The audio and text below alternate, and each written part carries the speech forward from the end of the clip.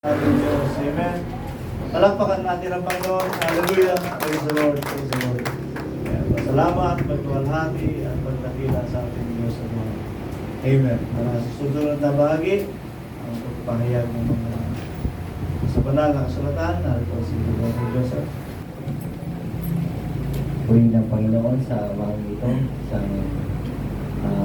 pagkakataon muli na pinagkaloob niya sa bawat isa, na masumpungan natin na tayo po ay patuloy na nagsisikap na maglingkod at purihin ang makapangyarihang Diyos at maluwalhating Diyos. Palakpakan natin siya, mga kapatid. Nakalimutan ko yung Biblia ko at saka yung notes ko doon sa tricycle, hindi na isakay doon sa sasakyan, mga kapatid. Kaya bagamat memoryado ko naman yung mga ginawa ko na sulat, mga kapatid. Kaya yung book at saka yung verse, mga kapatid. Kaya ay ganun talaga, may minsan nakakalimutan tayo, mga kapatid. Kaya purihin ng Panginoon sa araw sa oras na ito. Isang mapagpalang kalakasan ng katawan at espiritual, mga kapatid. Sa aklat po ng Habakuk, chapter 1, verse 5. Ayan, mga kapatid. Magmasid kayo sa gitna ng mga bansa at tumingin kayo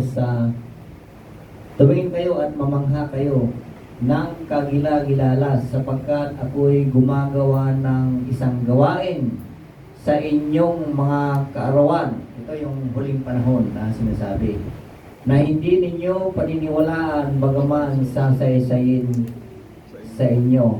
Yung Habakuk na ito, mga kapatid, purihin ang Panginoon sapagkat sa ating maliit na kawan na ito, pinaalam. Kung itutuloy nyo ang buong Habakuk, ang tinutukoy dyan yung Kaldeo, na ayon sa ating tagapagturo ay pinapaniwala ang mga kalahi ko. Isingkit din ako, may itim nga lang, mga kapatid. Mga kalahi ni Mrs. ni baka mapagkamalang si Alice ko.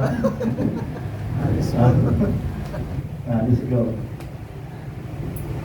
Kaya ito yung sinasaysay dito, mga kapatid, na ang pinaka-kwan na salita ay sila ay super power. Yung kanilang mga leopardo, yung kanilang mga kabayo, talagang ready, mga kapatid. Nagmamasid din. Sabi diyan pa na nakatingin sa bandang silangan, na yung issue dyan sa West Philippine Sea, ang mga formal protest, yung mga protesta ay wala silang pakialam. Ini-ignore nila yun according. Kaya itong huling na hindi ninyo paniwalaan bagaman sasaysayin, minsan nung una ninyong pagkarinig, nating pagkarinig, medyo mahirap unawain. Pero ngayon na madali na sa atin, mga kapatid, sapagkat nakita naman na natin yung mga yung mga nangyari, nagbubulton ng alabok sa gitna ng dagat, at lahat ng borderline ng bansang yan, gusto niyang angkinin, mga kapatid. Kaya ang issue ngayon ay yung sinasabi natin giyera. Kung gera man din lang gera, wala tayong panama dyan, mga kapatid. Magaling lang ang Pilipino sa suntukan. Champion yan sa Pilipino. Kung suntukan ang labanan, mga kapatid, may laban tayo. Nandyan sila Manny Pacquiao. Nandyan sila, champion ng mga yan, mga kapatid. Pero pagdating sa mga armaments, hindi tayo talagang, wala tayo, mga kapatid. Ngayon, ang tanong, ang term kasi, hindi ninyo paniniwalaan. Pero tayo, hindi na tayo bago dyan, pinaniniwalaan na natin. Alam niyo mga kapatid, sa kasaysayan ng Biblia, ang pinakamahalaga ang pinakamahalagang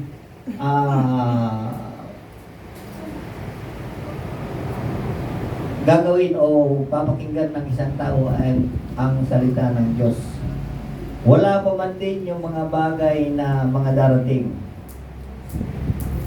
Kung ito'y madali niyang paniwalaan, yung term na paniwalaan, believe, at pananampalataya ay walang magiging problema ang tao niyon mga kapatid. Sapagkat sa kasaysayan, marami pong hindi naniwala kay panahon ni Noah, panahon ni Lot, hindi sila naniwala. Maging nung panahon ng ating Panginoong Jesucristo ay hindi rin sila naniwala. Mga kapatid, mapalad ba kayo? Mapalad ba tayo dahil naniniwala tayo sa salita ng Diyos? Palakpakan natin ang ating Panginoon mga kapatid. Sa kasaysayan po sa Luke chapter 22 verse 67, ito yung panahon na pinagkanulo ang ating Panginoong Jesucristo. Luke chapter 22. Kaya ano? Romans muna. Para makita ng lahat. Romans 10:17. Kabisado ni Pastor. Memory verse niya ito eh. Memory verse niyo ba ito?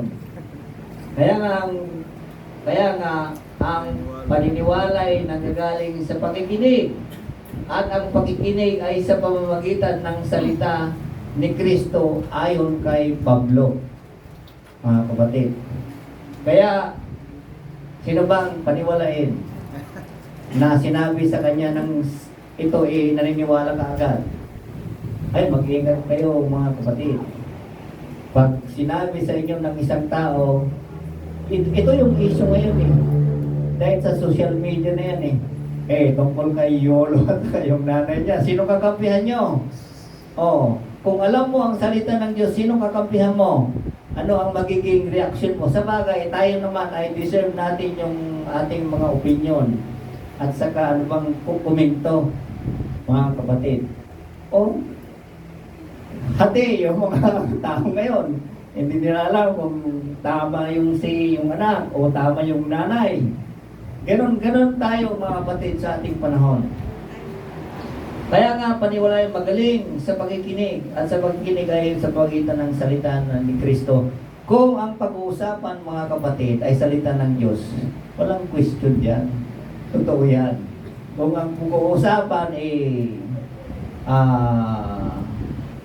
globally o sa ating komunidad, yung kapitbahay mo na nakita mo nakaangkas sa motor, huwag kang gaanong maniwala na, yan, sila na, huwag mong paniwalaan mga kapatid. Sapagkat tayo, yung nakikita natin, yun lang ang pwede nating abutin ng kaisipan natin. Hindi pananampalataya po yun mga kapatid. Yung nakikita mo at yun lang ang naisip mo, hindi pananampalataya yun. Ang pananampalataya, yung wala ba o hindi mo ba nakikita. Kaya yung mga Hudyo, balik mo doon, yung mga Israelites, wala silang paniwala. Ang matindi doon, nakita nila, narinig nila, naalaman nila yung gawa ni Kristo, pero hindi pa rin sila naniwala. Anong klaseng tao kaya mo ngayon mga kapatid? Sa tingin nyo, nung panahon, kung ilalagay ninyo ang sarili nyo sa panahon nila, na nakita nila si Kristo na lumakad sa dagat, nakita nila si Kristo, tinapyas yung tainga nung panahon doon, Brother Gideon, sa Luke chapter 22 verse 67. Babasahin mo yan, tanggal yung tainga, pero binalik. Akalain mo, sa ating panahon, walang kwenta yung mga surgeon. Matagal na panahon bago gagaling is, sabi dyan, ang bilis. Tapos, hindi mo sila maniwala. Anong klaseng mga tao yun? Kung ako sa panahon na yon, luluhod ako. Ano bang mga ginawa ni Kristo sa panahon na yon, pupurihin ko siya, luluhod ako.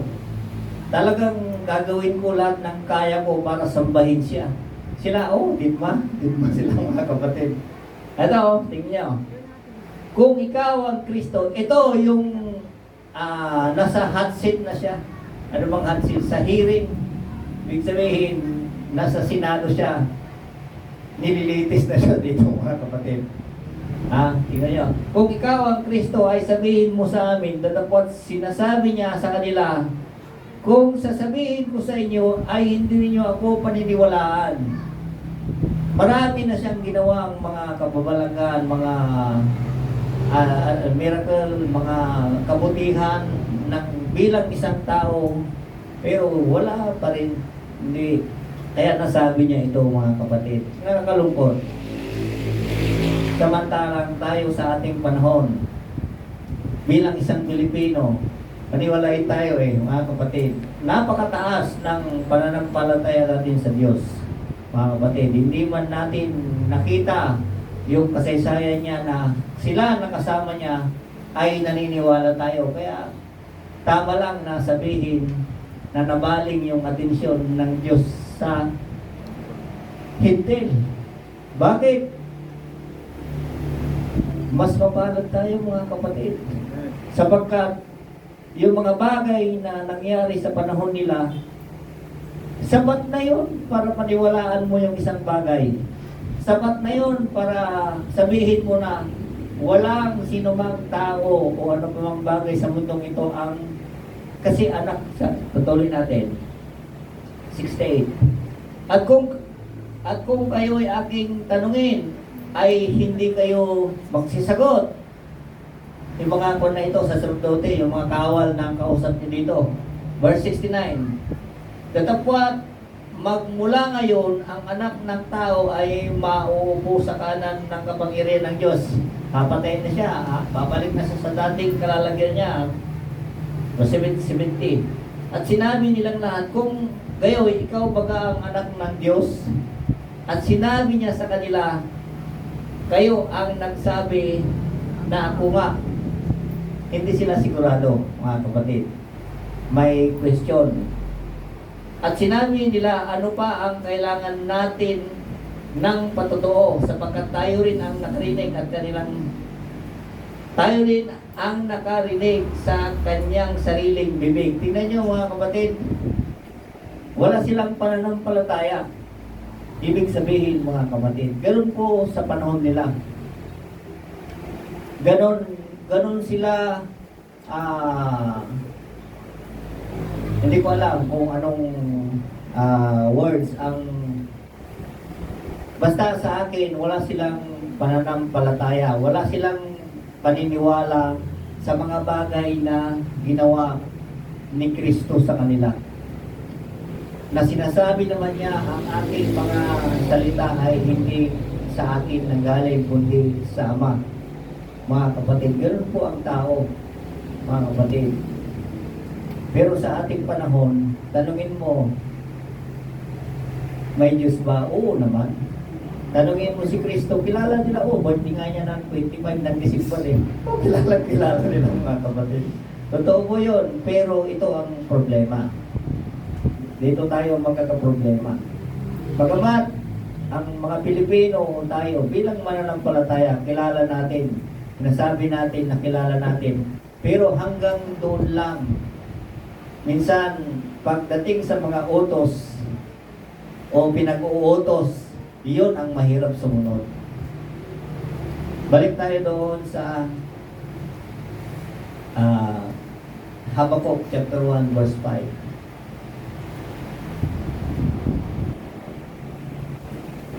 Magmasid kayo sa gitna ng mga bansa.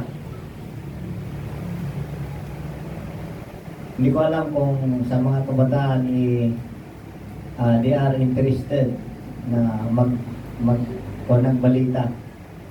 Hindi ko alam kung interesado sila sa mga world topic. Hindi ko alam kung siguro naman kasi si Yolo at saka si yung between na alam din niya mga yan, di ba? Nagmamasid. Mabilis lang. Hindi ko alam kung wala naman sa atin na hindi nakakalam siguro ng kwentong yan. Yung si between na alam nyo mga kapatid, magmasid. Pero sa atin mga kapatid, hindi lang tayo nagmamasid. At tumingin kayo at mamangha kayo ng kagilagilalas, sapagkat ako'y gumagawa ng isang gawain sa inyong mga kaarawan sa ating panahon, sa ating huling panahon.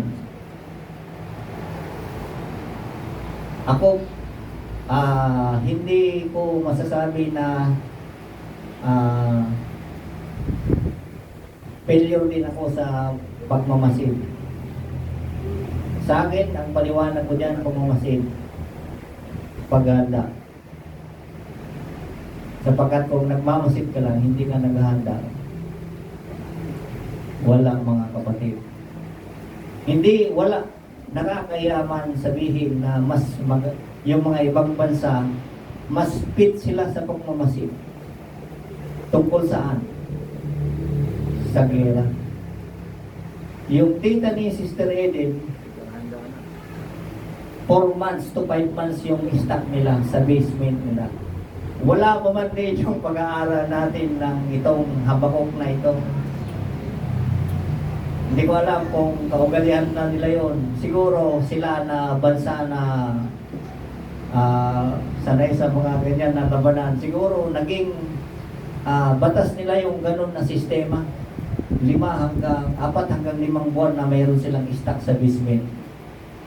Ngayon tayo, ako man din nagmamasid, pero nakakalungkot. Yung handa, expire na yung mga hapon namin. Sayang na, expire na. Expire na yung mga dilata namin. Walang natira. Ito rin ang kulang ko, mga kapatid. Yung pag nagmamasid nga ako, nagmamasid tayong lahat, pero hindi naman tayo naghahanda. Mga kapatid, bigyan ko kayo ng halimbawa. Doon sa lugar ng Sidar, yung pati yung Coke na 1.5 liters, sila na naiya ako na yung kahirapan ng buhay ay nagagawa nilang lalagyan nila ng bigas yun. Natuwa ako. Bakit? Sa ganong paraan, nasusunod nila yung pagmamasid nila sa huling panahon, mga kapatid. Pagkat kung babasahin mo yung Habakuk, gera yan, yung superpower na bansa yan, ang ibig sabihin na palipad na sila ng kung ano-anong ginagawa nila dyan sa taas.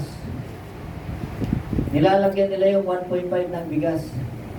Alam nyo ba yung maliit na bottle? Least oxygen po yun. Mas mahaba ang buhay niya kung maglalagay ka ng mas malaking container, mas madali yung buhay ng bigas. Pero yon mas mataas yung mas matagal masira. Kasi kakaunti yung oxygen niya sa loob yun eh. Kaya less oxygen, mas matagal yung buhay ng bigas. Yun, nakita ko nakalagay, nakasalansan sa gilid, na kasi pinapasok ako sa mga bahay nila. Maliit. Kumpara sa mga bahay nyo, lalaki ng mga bahay nyo. Lalaki ng mga talagang sila na nagagawa nila, masaya sila kahit na mahirap, mga kapatid. Ito yung naging kulang namin. Kaya sabi ko sa mga anak ko, ito yung naging kulang natin. Kaya nagsabi ako dito na yung makakarating na taga mga Santa Maria, kasi pinimpin ko yung kung bigas lang ang pag-uusapan, 100 lang na galon, sapat na sa amin 5 ng 7 taon. Yung galon na ganyan, yung malaki, yung 20 liters, 100 lang na ganon. Okay na.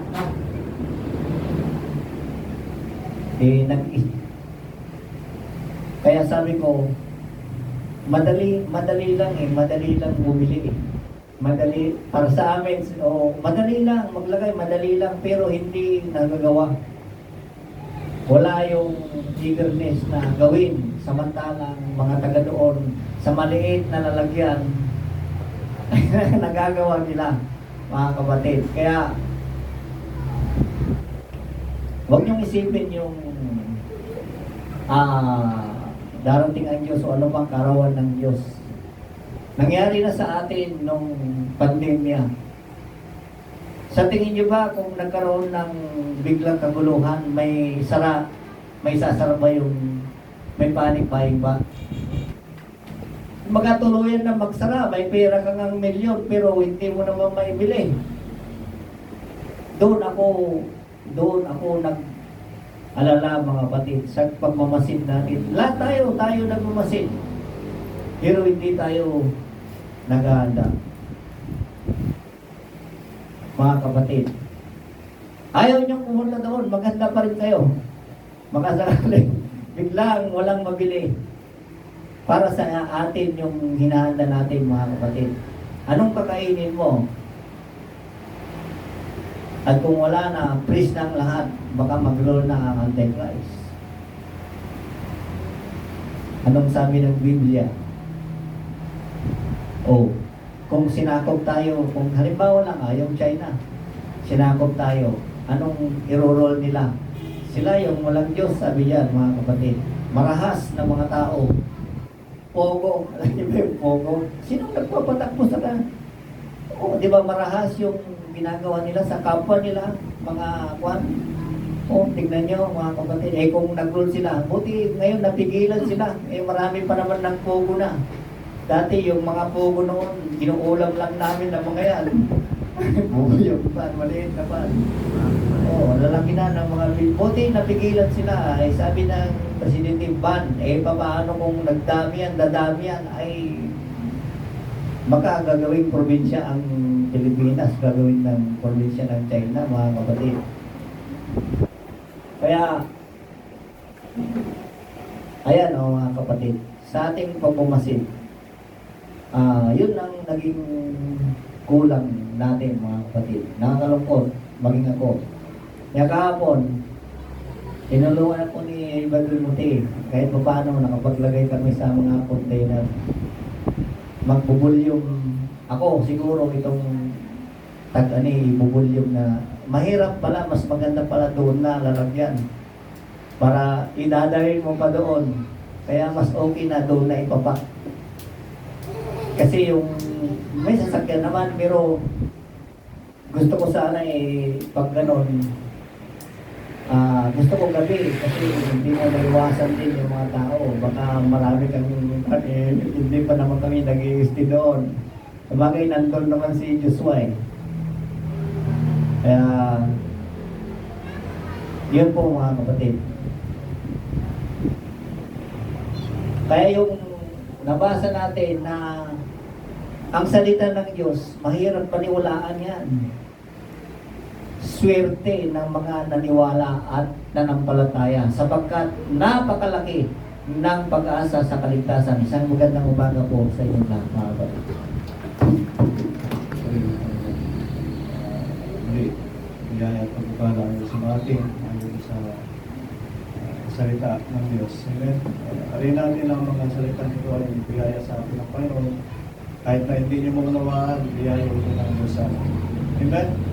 Sabi niya, bagamat sa-isayin sa inyo, hindi niyo paniniwalaan. Pero ito ay mangyayari. Amen. Ito ay magaganap ayon sa panukala at ayon sa kalooban ng Diyos. Lahat ng mga bagay na nakasulat ay mangyayari at walang sino man ang makapipigil. Amen. Kahit yung mga bagay na hindi natin nakalaing mangyayari ay siyang magaganap. Amen. Revelation, pag-aralan niyo ang Revelation, parang imposibleng mangyari. Mamaya pag-aralan natin yun. Parang bituin babagsak. Amen. Parang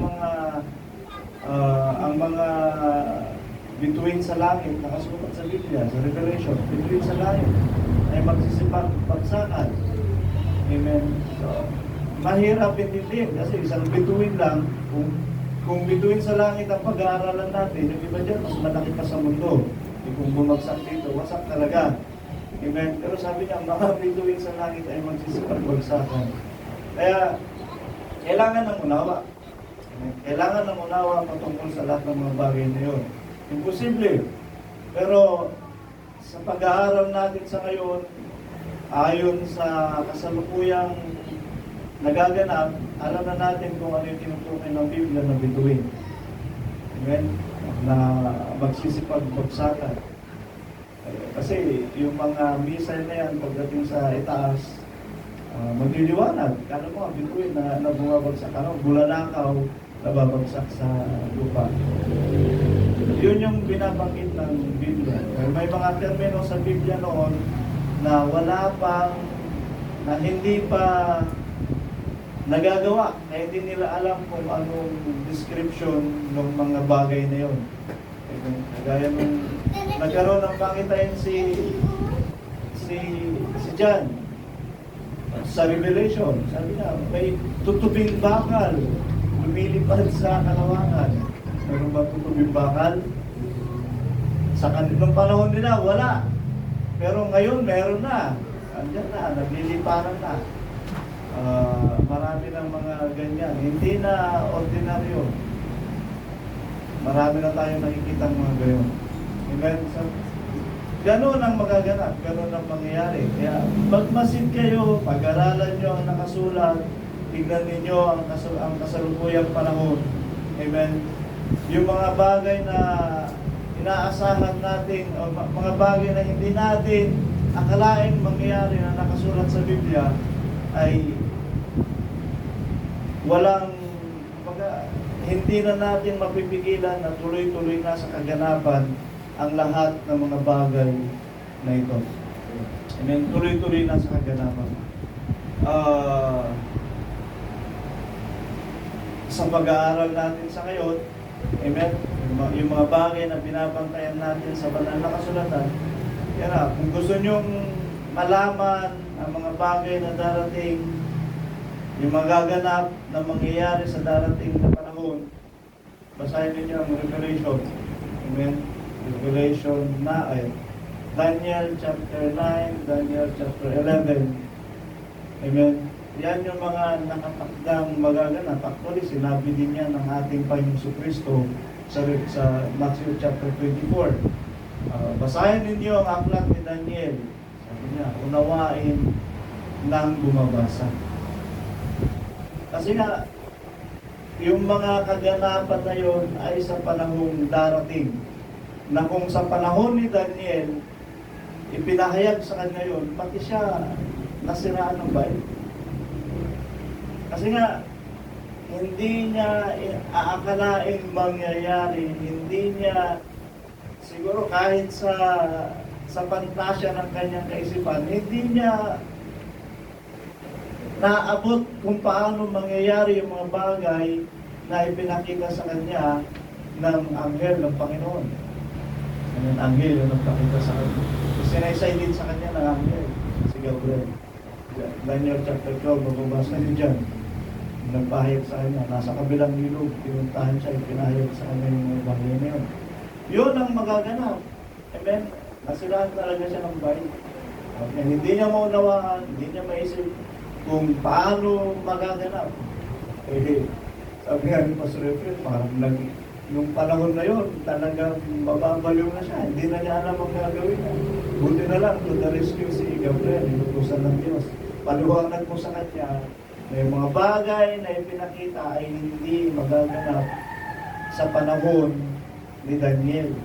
Sa darating pa yan na panahon, sa huling panahon, sa huling araw, sa huling mga araw. Amen?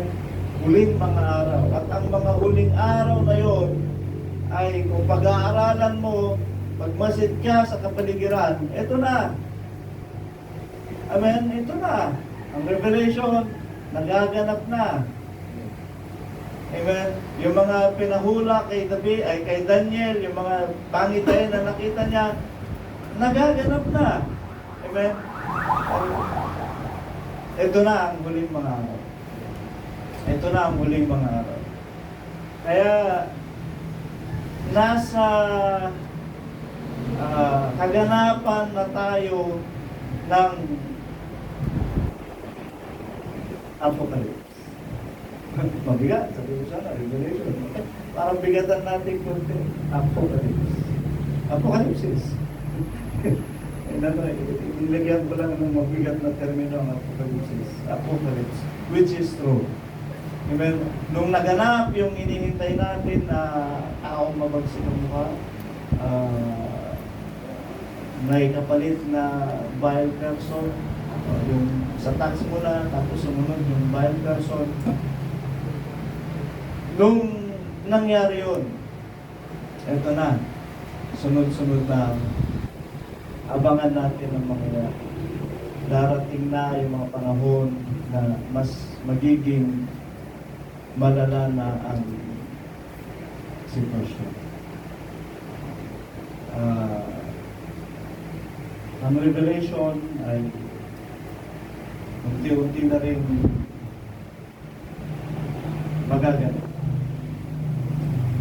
Kung ay paniniwala tayo sa banal na kasulatan. Dahil pag-aaralan natin yung mga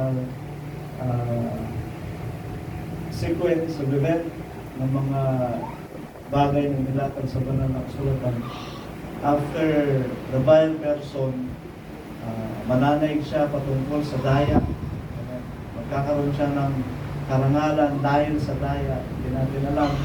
But ito ang mga bagay na magaganap. Things will come to pass. And the next is, ayun na, yung nasa kanluran, pupunta sa silangan, yung nasa hilaga, pupunta sa timog, yung nasa timog, pupunta sa hilaga. Magkakaroon na ng confrontation against nations ayon sa mga nakasulat. At kung magmamasid ka pa rin sa paligid, hindi malamang mangyari. Nagkakampihan na. Actually, ang Israel ngayon, under attack pa rin ng Iran. Yung mga nakaraang lunis lang. Drone, inatake sila ng drone. Pinabagsak ng mga Israelites.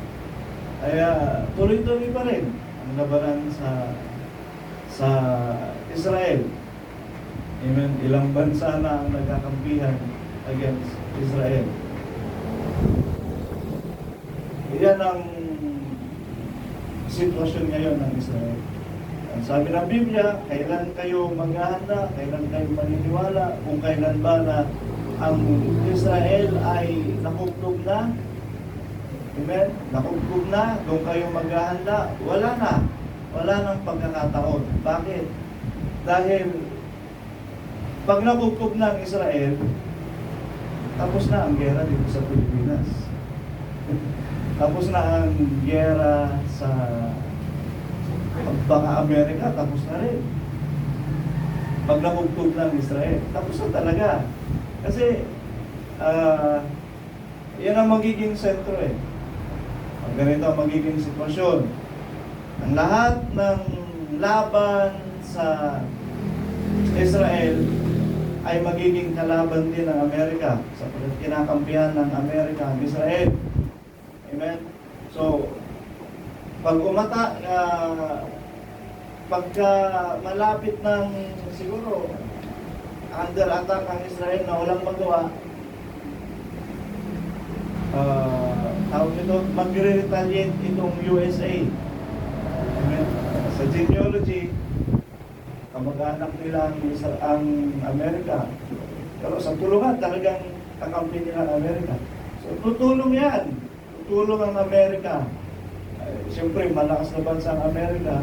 Bago pulbusin ang Israel, doon muna sila sa malakas.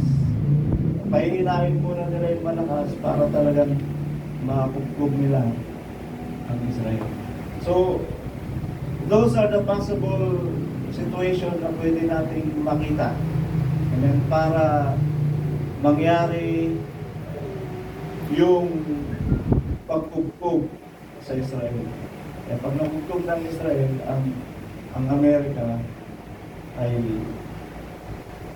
babagsak na rin. Babagsak na rin.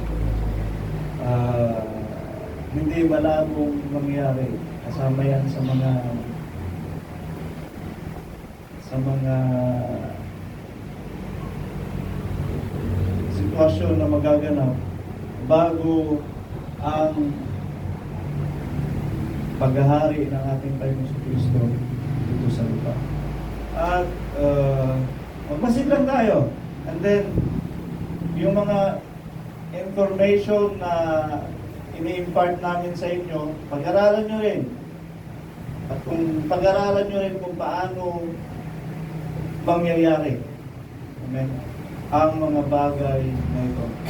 Pero ang nakasulat ay nakasulat. Amen. At sabihin natin sa sitwasyon na hindi nila tatalunin ng Israel. Malakas ang Israel. Pero nga, pinagtutulungan nila ang Israel. Amen? Pinagtutulungan nila ang Israel. Gusto talaga nila pabagsakin ang Israel. At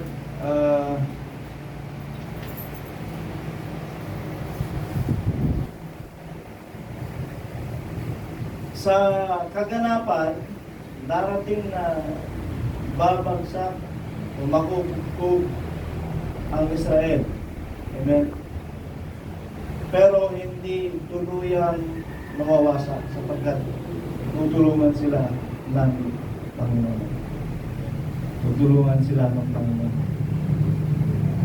At ang mga bagay na ito ay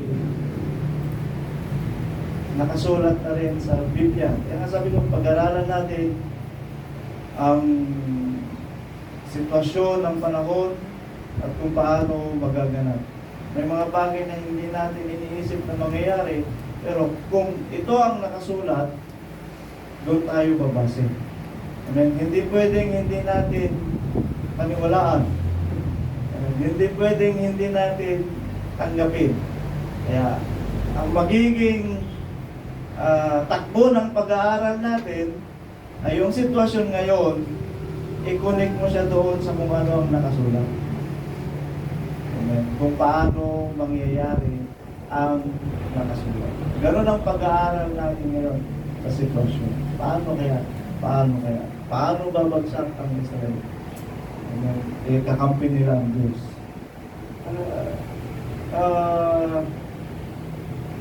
Iba hinintulot ng Diyos. Kalooban niya eh. Amen. Actually, maging ang Kaldeo na sinasabi natin sa Biblia na masama, nananakot, ang description ng Biblia sa kanila talagang walang puso, masama, marahas, ganyan sila. Pero paniniwalaan nyo ba nung nakasulat sa Biblia na sinasabi ng Biblia, ang Diyos pa ang nagbangon sa kanila? Paniniwalaan nyo ba? Kalaban sila ang mamumuno ng ibagsikan o kasama sila sa malakas na bansa na lalaban sa bayan ng Diyos. Pero ang sabi ng Biblia, ang Diyos ang nagbangon sa kanila. Paniniwalaan mo ba? Kalooban ng Diyos ang lahat ng mga bagay na ito para mangyari alinsunod sa mga bagay na itinakda ng Diyos. Amen. At ang lahat ng mga bagay sa huli, sa dulo nito ay pananagumpay ng kanyang mga lingkod. Amen. Maluluwalhati ang Diyos sa dulo nito. Amen. At magsisipagtagumpay ang kanyang mga lingkod. Ito ang panukalan ng Diyos. Ito ang kalooban ng Diyos sa bawat isa sa atin. Dito na natin ngayon ipapamuhay o gagamitin ang lahat ng natutunan natin sa banal na kasulatan. Amen? Doon na tayo tinuruan tayo ng Diyos eh. Mula nung nagsimula tayong manambahan, narinig natin ang ebanghelyo ng ating Panginoon, pagpapakababa, pag-ibig, pagtitiis, ano pa, mga bagay na pagtitiis, yung 9 fruits of the Holy Spirit, plus mga beatitudes pa na kailangan nating ipamuhay. Lahat ng mga bagay na yun na natutunan natin sa huling mga araw na ito ay doon tayo darating na sa talagang pagsusulit ng ating pananampalataya. Doon na natin gagamitin lahat ng mga bagay na natutunan natin sa banal na kasulatan. Amen. Doon sa Sinar, talagang puspusan pa rin yung kanilang pagtuturo patungkol sa paghahanda. Amen. Kaya nanginirman nga sila doon. Sabi nila, kung wala kayong naitatabi na anumang mga bagay o patungkol sa paghahanda sa loob ng isang buwan, wala kayong naitatabi, walang saysayang pagtuturo natin ng paghahanda, which is true. Puspusan silang nagtuturo ng paghahanda, focus sila sa pagtuturo ng paghahanda, then ang mga tao very relaxed na wala man lang na itatabi kahit ilan para sa kanilang sarili sa mga panahon darating. Wala tayong mararating pagdating sa mga araw na yun. Amen. Yung iba, dinadahilan nila, mayroong lupa. Huwag natin masyadong asahan ng lupa dahil there will be a time na mananatili ka sa silid. Hindi ka makalabas. 2026 ng Isaiah.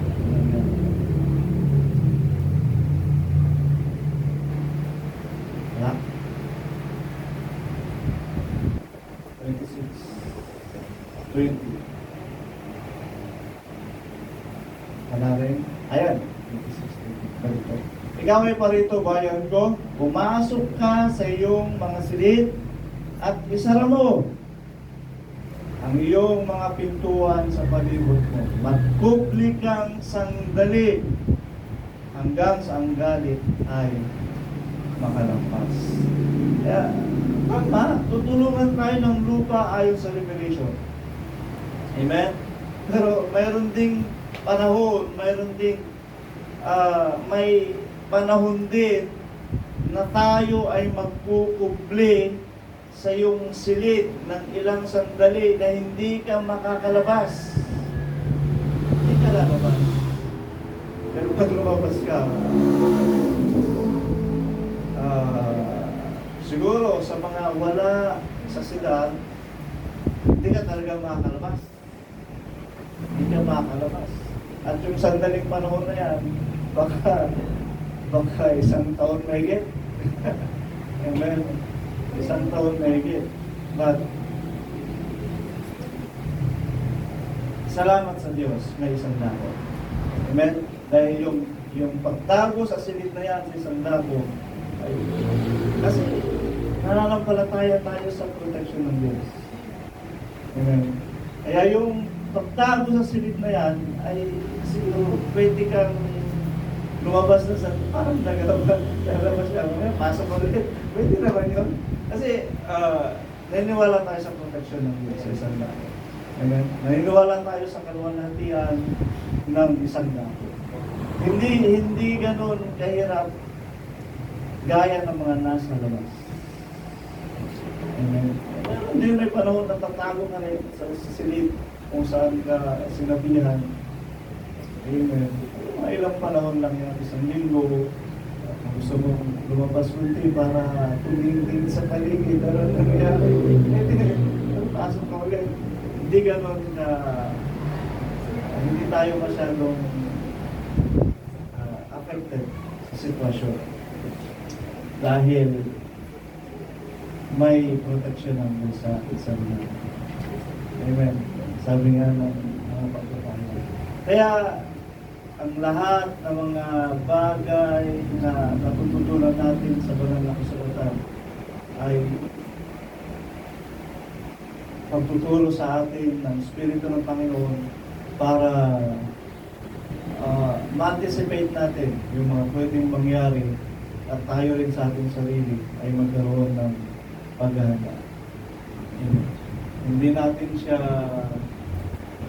mapipigilan, darating at darating, nangyayari ang mga bagay nito. Amen? Paniniwalaan pa natin ang Biblia. Amen? Mamaya, siguro, mas yung mga sitwasyon na ipinahayag patungkol sa banal na kasulatan ay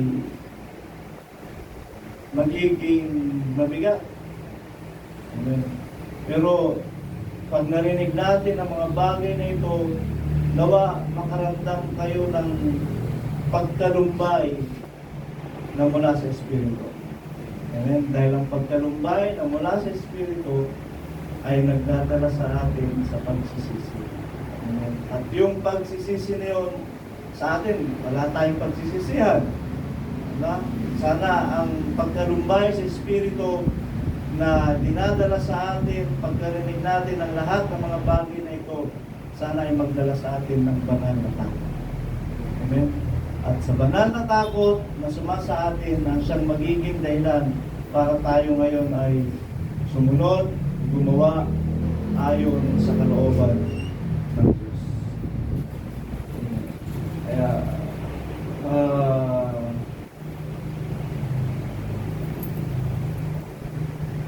kung babasahin mo ang kwento ng Biblia, maganda. Amen? Tagumpay lahat ng mga lingkod ng Diyos. Amen? Basahin mo ang Lumang Tipan, tagumpay lahat ng lingkod ng Diyos. Ang bayan ng Diyos, pinatnubayan ng kanyang mga anghel. Amen? Pero basahin mo ang Bagong Tipan hanggang sa mga apostol. Ang mga apostol ay tawag doon, nagsakripisyo ng malaking pagtitiis. Amen? Pero sa kauli-ulihan nito, nagtagumpay sila. Ang iba namatay. Binigay ang kanilang sarili sa paglilingkod sa Panginoon. Amen? At hanggang sa ang iglesia na itinayo ng ating Panginoon Kristo ay hindi na siya nahayag. Amen? Hindi siya nahayag. Pero hindi yun ang naging dahilan. Hindi naging dahilan yun para magpatuloy ang pangangaral ng salita, dumaloy hanggang sa atin. Amen? Ngayon, basahin mo ang Bagong Tipan mula sa mga apostol, pagkatapos ng mga apostol, hanggang sa Revelation. Grabe, nakakatakot. Si Peter nga lang, 2 Peter chapter 3, basahin mo. Mapupugnaw ang lahat ng mga bagay sa tinding init. Nakakatakot ba? Basahin mo ang Revelation. Nakakatakot lalo. Amen. Pero ito nga, bago ang Revelation, nangaral ang ating Panginoong Kristo. Amen. Nangaral ang ating Panginoong Kristo. Pag-aralan ninyo yung Matthew 24, nakakatakot din yun. Pero mayroong comfort ang ating Panginoon, mayroong pag-asang ibinigay ang ating Panginoong Kristo. Amen? Pag nakita nyo ang mga bagay na to, sabi niya, magsitakbo na kayo sa bundok. Ang bundok, huwag nang bumaba. Ang nasa bukid, huwag nang umuwi. Saan pupunta? Diretso ka na sa bundok. Wala kang dalang-alang. Kasi nga, huli ka na. Amen? Wala kang dala, huli na. Pero, ito, ipinaunawa sa atin ng Diyos upang maunawaan natin na mas maaga. Unti-unti, makapagdala ka, unti-unti, may maibak ka, unti-unti, may maipon na gaya ba ni Noah. Amen. Si Noah, pinagsabihan siya ng Diyos, ilang taon bago dumating ang baha. Ilang taon? 120 years. Tagal, ano? Sa atin ilang taon pa lang, naiinip na kayo? Nainip na kayo? Mangyayari ang salita ng Diyos. Mangyayari lang. Walang mga katulad. At ang baha, ang darating, kagaya ni Noah, na hindi inaasahan ng mga tao, Sa tagal, nainip kayo mga tao. Asan na naman yung sinasabi mong baha? Bakit wala pa? 10 years pa lang na kinukutya na si Noah. 20 years pa lang, kinukutya na si Noah. 30 years, kinukutya na siya. Lalo siguro nung dumating ang 100 years, wala na, nasisirahan ka na ng bahay. Inaasahan mo pa rin bang babaha? Yun ang sinasabi ng mga tao. Pero ang salita ng Diyos ay ganap. Nangyayari at mangyayari. Amen? Kay Noah ay pinahayag. Kaninong panahon nangyari? Sa kanya pa rin. Kahit ilang taon, sa kanya pa rin. Ngayon, sa atin ipinahayag ang paghahanda. Sa tingin niyo ba sa mga anak natin mangyayari? Sa ating panahon na rin. Ano? Pag-aralan ninyo ang mga bagay na nakasulat ayon sa kalooban ng Diyos. Kaya mabuti ang Diyos. Amen? Sa lahat ng mga bagay na ito, mabuti ang Diyos. Ipagtagumpay natin ang ating mga sarili, ipagtagumpay natin ang ating mga paglilingkod.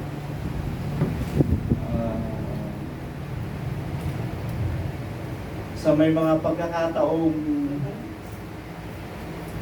nakatakas, double time tayo, triple time, quadruple time. Alam? Sa mga may panahon. Sa mga gusto magpampon, palis na lang kayo. Pagpalis na kayo, kaya niyong iwan ang asawa niyo. Kaya pag-usapan natin, kaya niyong iwan magulang niyo, kaya niyong iwan ng mga anak niyo, kaya niyong iwan ng mga ari-arian niyo. Sige, let's consider. Ang mga gusto magpampon. Amen ba? Kaya, purihin ng Panginoon. Ang biyaya pa rin ng Diyos ay sumasabi. May panahon pa na binibigay ang Panginoon para sa bawat isa. At magmasid tayo sa mga kaganapang upang ma-anticipate natin yung mga pwedeng mangyari. If time comes, sabi nga ni Brother Joseph kanina, pag nangyari ang mga bagay na ito, freeze ang lahat. May pera ka, hindi ka makabili. May pera ka, hindi ka makabili. Siguro, pwede ba naman, pagka nabalitaan natin yon, pwede ba? Unti-unti siguro, kagaya ng pandemic. Basta mga grocery, limited ang pwede mong bilhin. Pati bigas, ilang kabang bigas lang, ay ilang kilong bigas lang pwede mong bilhin. Mga bigasan, hindi sila nagbebenta ng maramihan. Yung ilang kilo lang ang pwede sa isang tao, yun lang ang may uuwi mo. Pwede ganun na mangyari. Yung pera mo, hindi mo may bili lahat. Limited ang pwede mong bili. So, hanggang tayo panahon, at ito pa siguro information sa bawat isa. Yung mga dilata, 1 year after expiration, pwede pa naman siya.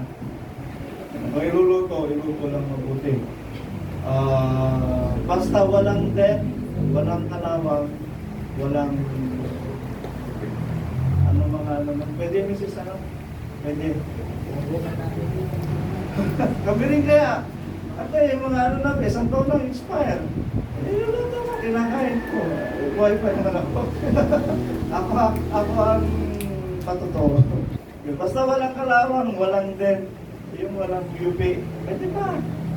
In good condition pa. Hindi pa nagdi-discolor. Minsan pa nasabi, kahit nagdi-discolor, basta walang debt. Discoloration, yung packaging lang naman yun. Okay pa siya? Pwede pa. Kung nahihinayan kayo, pwedeng ihalo sa mga gulay, lutuin lang mabuti. Kung naman, ibigay nyo na sa aso yung iba. Info about goods na pwede natin ibigay. E po rin ang pangalan tayo po tumayo, dumulog tayo sa Panginoon.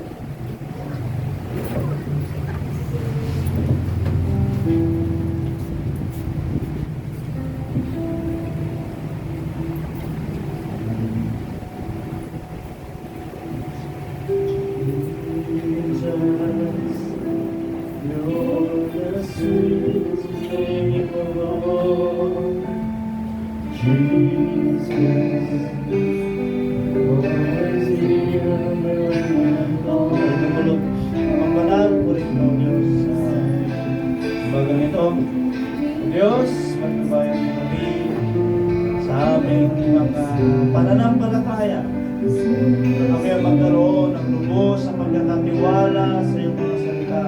Para namin sa iyong mga salita at ang lahat ng mga bagay na ito ay mangyari, O Diyos, na kami ay magkaroon ng pagsunod at nalulugod ka sa mga pagsunod sa aming mga pagsunod sa iyong mga salita. At nawa, O Diyos, maganap ang lahat ng mga bagay na ito ayon sa iyong panukala at ayon sa iyong pagtatagda. At kami, Panginoon, ay maging bahagi ng kaganapan ng mga salita mo nito upang kami ay magsipagtagumpay, mahayag sa amin ang kadakilaan at ang kaluwalhatian mo. At kami, O Diyos, ay magpapahayag ng lahat ng ito ayon sa biyaya mo at ayon sa iyong pagpapala.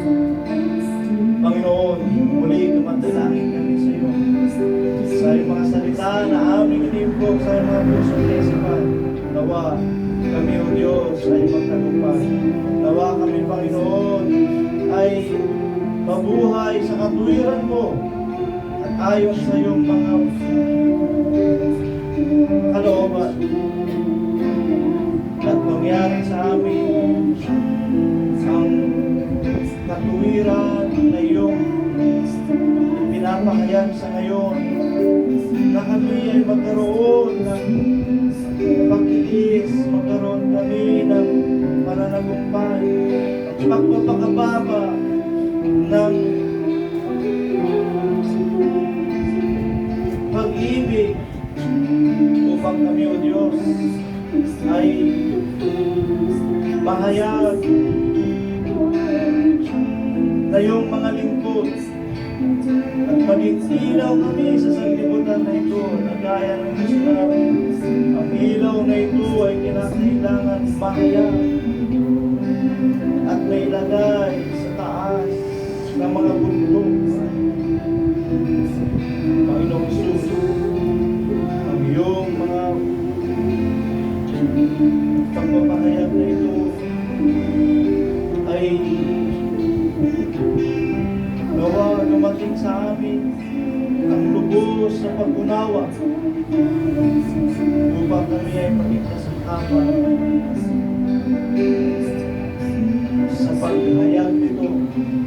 At kami rin, Panginoon, ay maging bahagi ng ilawang yaon na nasa bundok na nahahayag sa panahon na ikaw, O Diyos, ay maging hari sa sanlibutan na ito. Ikaw ay maging Panginoon at maging Diyos sa sanlibutan na ito. E purihin ka ang aming pagdakila sa iyong mga gawa sa amin, pag-iingat, pagpapala, ng mga panukala at mga kalooban mo na sa amin ay tinutuwid mo kami, O Diyos, at tinatawag mo kami upang makaganap ng iyong mga salita at magawa namin ang lahat ng ito ayon sa biyaya mo at sa iyong kaluwalhatian. Panginoon, patuloy mong kasangkapaling kami ng iyong Santong Espiritu at kami, O Diyos, ay maging biyaya sa lahat o God, maging ang mga salitang may pang-review para sa bawat isa upang magising kami sa kung ano ang mga dapat namin gawin. At hinihiling namin nawa, O Diyos, at tulungan mo kaming lagi upang mapagtagumpayan namin ang lahat ng mga bagay nito. At kami, O Diyos,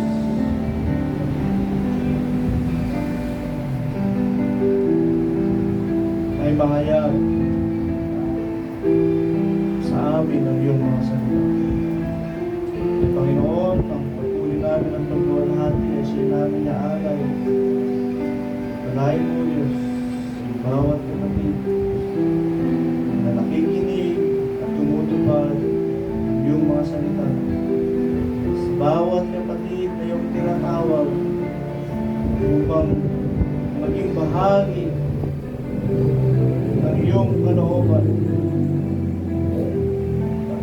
bawat isa sa amin, O Diyos, ay magsipagtagumpay ayon